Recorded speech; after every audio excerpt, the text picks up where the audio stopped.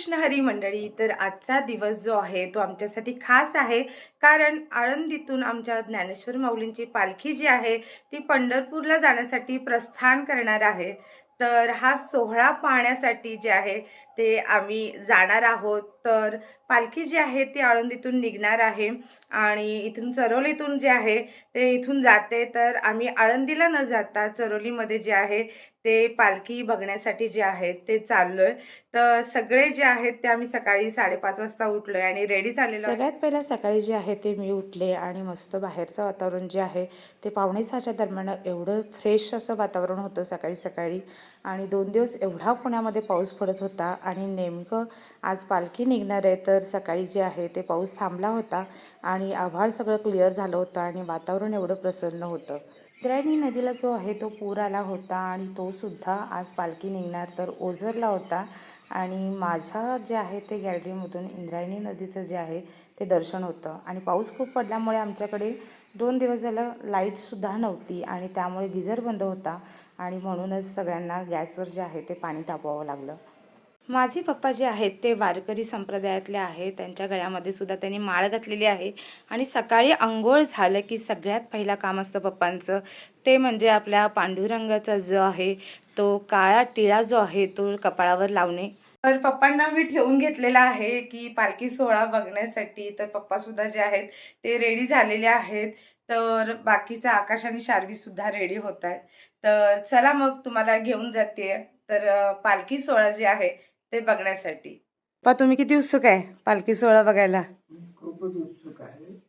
तू इथं तरोलीमध्ये राहतेस त्यामुळे आम्हाला पालखी सोहळा जवळून पाहायला मिळतो.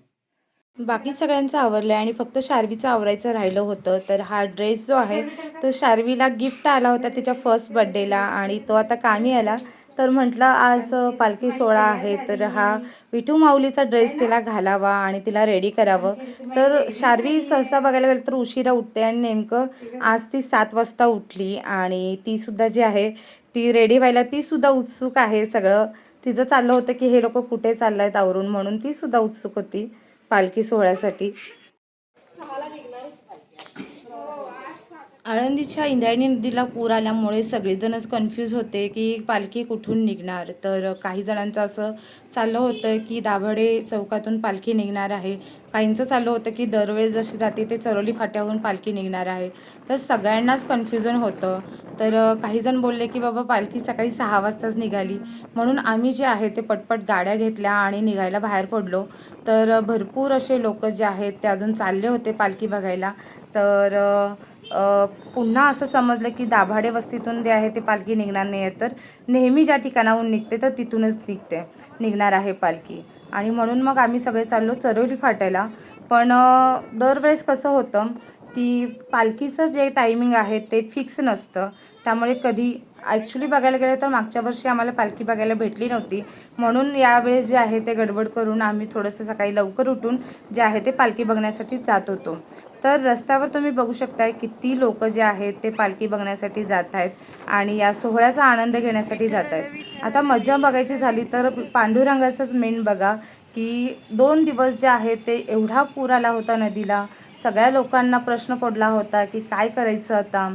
आणि पांडुरंगाला देखील त्याच्या एवढे सगळे भक्त दर्शनासाठी आले होते तर त्याची काळजी होती. पांडुरंगाने सुद्धा जे आहे ते ज्या दिवशी पालखी आज निघणार त्या दिवशी नेमकं पाऊस थांबला आणि पुराचं पाणी जे आहे ते ओझरता आलं सगळं.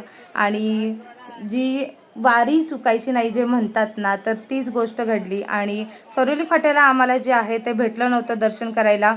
तर आम्ही थोडं पुढे आलो आणि नेमकं आम्हाला तिथे जे आहे ते माऊलींचं दर्शन झालं. लोकांची गर्दी बघा इथे दर्शनासाठी किती झालेली आहे आणि लाखोने भाविक असे येतात. आणि सकाळी सकाळी जे आहे तेवढी गर्दी आणि हे प्रसन्न वातावरण जे आहे ते बघून मन अगदी प्रसन्न झालं.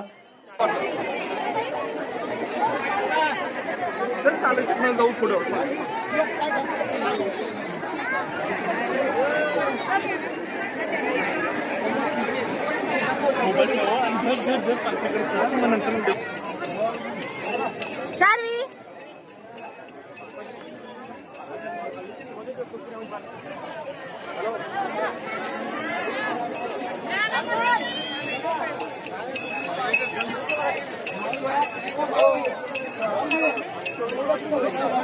तर ऐका तो टाळांचा आवाज आणि माऊलींच्या रथाबरोबरच्या ज्या दिंड्या आहेत त्यांचं सुद्धा आगमन झालेलं आहे आणि त्यासुद्धा चरोलीत यायला चालू झालेल्या आहेत।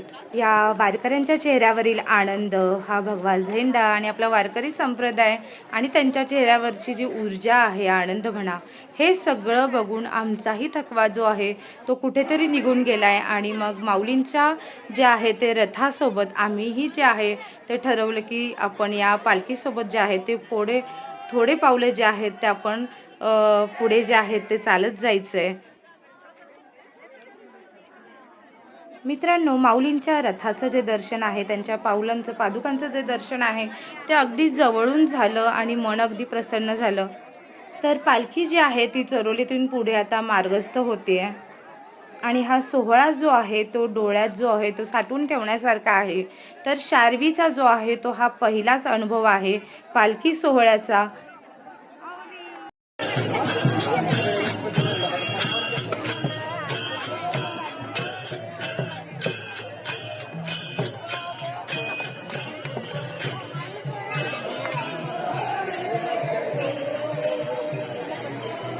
मस्त भेटला।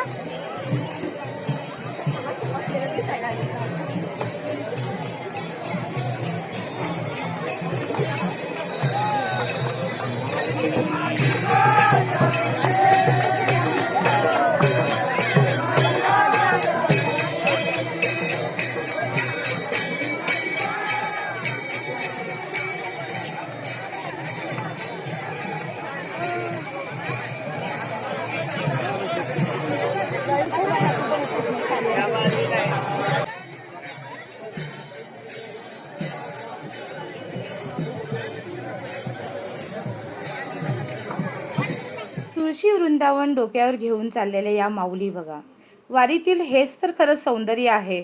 वर्षानुवर्षे चालत आलेली हीच ती परंपरा जी आहे ते माऊली या अजूनही जपतायत। तुळस म्हणजे साक्षात विठ्ठलाची आवडती।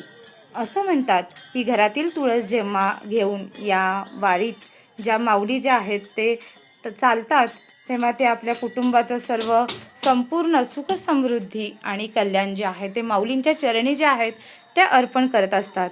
तर त्यांच्या चेहऱ्यावरचा भाव बघा, अजिबात चेहऱ्यावर थकवा नाही आहे आणि हाच तो टाळांचा गजर चेहऱ्यावर जो आहे तो कपाळावर जे आहे ते विठ्ठलाचा बुक्का आणि जे आहे ते टाळांचा गजर, हे सगळं जे आहे हे बघून अगदी मन जे आहे ते भरून येते।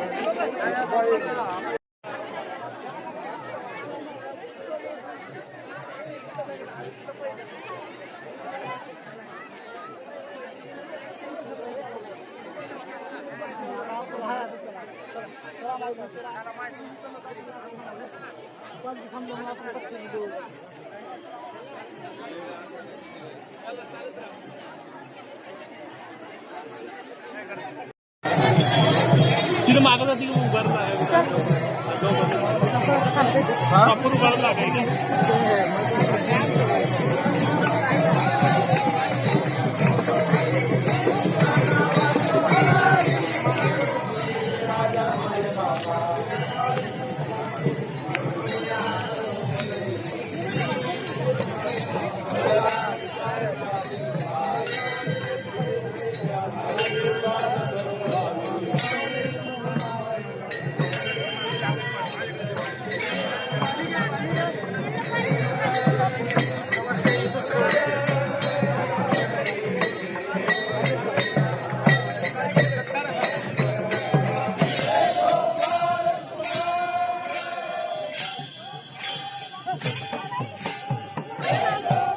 वारकऱ्यांसाठी देण्यासाठी खूप जे आहे ते लोक इथं काही ना काहीतरी देत असतात.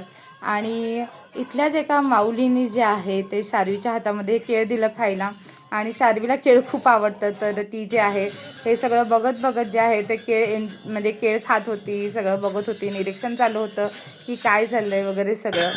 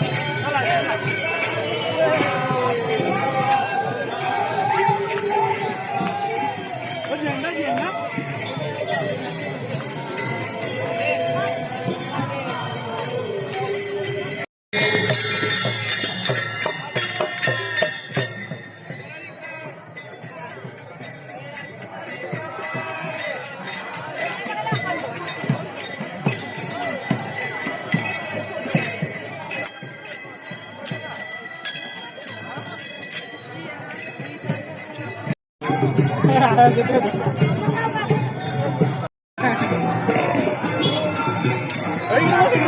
बघ शार्वी, इकडे बघ शार्वी. हात खाली घ्या.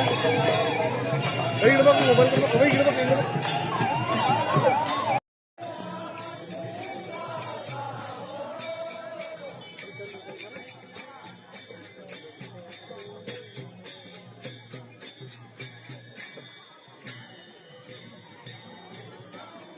आमची रखुमाई बघा कशी कमरेवर हात ठेवून जे आहे ती उभी आहे इथे.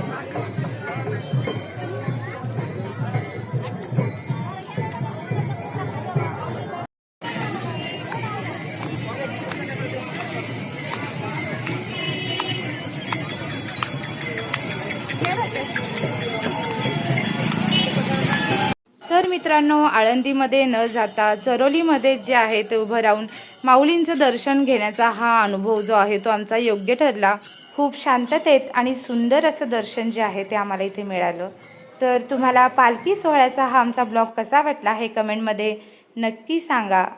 माऊलींच्या आशीर्वादाने तुमचा दिवस जो आहे तो चांगला जाओ. आणि तुम्हाला हा ब्लॉग कसा वाटला हे नक्की सांगा. आणि व्हिडिओ आवडल्यास लाईक, शेअर आणि सबस्क्राईब करायला जे आहे ते विसरू नका. तर चला भेटूयात अशाच आणखी एका ब्लॉगमध्ये. तोपर्यंत रामकृष्ण हरी.